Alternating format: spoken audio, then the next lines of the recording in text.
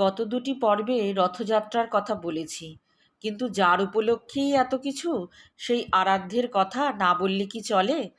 তিনি আমাদের আপনার জন, পরম আরাধ্য। নমস্কার বন্ধুরা, বুদ্ধকথার পর্ব 41-এ সকলকে স্বাগত।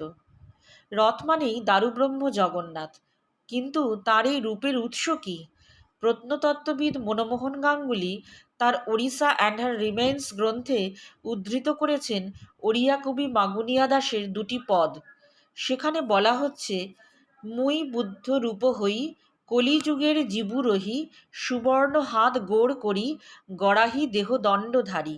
আর দ্বিতীয় পদটি হল, দেখিলে সিংহাসন পরে, বিজয়ে বৌদ্ধ রূপরে, পদ অঙ্গুলি নাহি হাত, শ্রী দ্রারু ব্রহ্ম জগন্নাথ।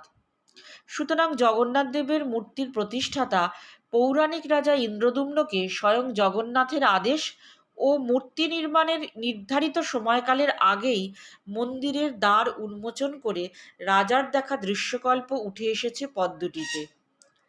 এছাড়া গুরুদাস সরকার তার পুরীর কথা গ্রন্থটিতে দেউলতোলা নামের আরেকটি ওড়িয়া গ্রন্থের একাধিক পদের উল্লেখ করেছেন। তার মধ্যে একটি হল, এবে বৌদ্ধ রূপে হরি, নীলাচল পরে, শ্রীমুখ দেখাই মুক্তি, দেউছ সবারে। আবার শুধু ওড়িয়া ভাষাতেই নয়, বাংলা ভাষাতেও, যেমন হরিনারায়ণ দাসের চণ্ডিকা মঙ্গল পুঁথির একটা পদের কথা বলি, কলি ভবে অবতরী, জগন্নাথ নাম ধরি, বৌদ্ধ রূপে এ চান্দ বদন, নীলাচলে করি বাস, কৈল প্রভু পরকাশ, নিস্তারিতে কলি জীবগণ। তার মানে পুরীধামে বৌদ্ধ ধর্মের প্রভাব কমে গিয়ে হিন্দু ধর্মের জাগরণ হলো ঠিকই, কিন্তু বুদ্ধ পরিত্যক্ত হলেন না। শুধু বদলে গেল তার চেহারা, পুজোর পদ্ধতি ও দেবস্থানের নিয়মকানুন। হয়তো নতুন নিয়মের আড়ালে কিছু কিছু প্রাচীন প্রথাও রয়ে গেল। বর্তমানে পুরুষোত্তম শ্রী শ্রী জগন্নাথের নিত্য পুজোর মন্ত্রে রয়েছে, বৌদ্ধানাং বৌদ্ধ সাক্ষাৎ রূপ ভয়তি বড়। শেষে বলা হচ্ছে, তাং দেব পাতু নিত্যাং কলি কলুষহারং নীল শিলাধিনাথ। অর্থাৎ বৌদ্ধদের সাক্ষাৎ বুদ্ধই কলিযুগে নীল শিলাধিনাথ। সবশেষে বলি, গবেষকদের ইতিহাস অনুসন্ধান চলতেই থাকবে।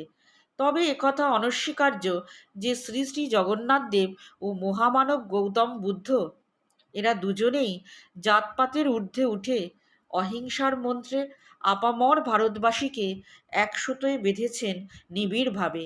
এ যেন এক প্রেমময় ভারত। বুদ্ধং শরণং গচ্ছামি।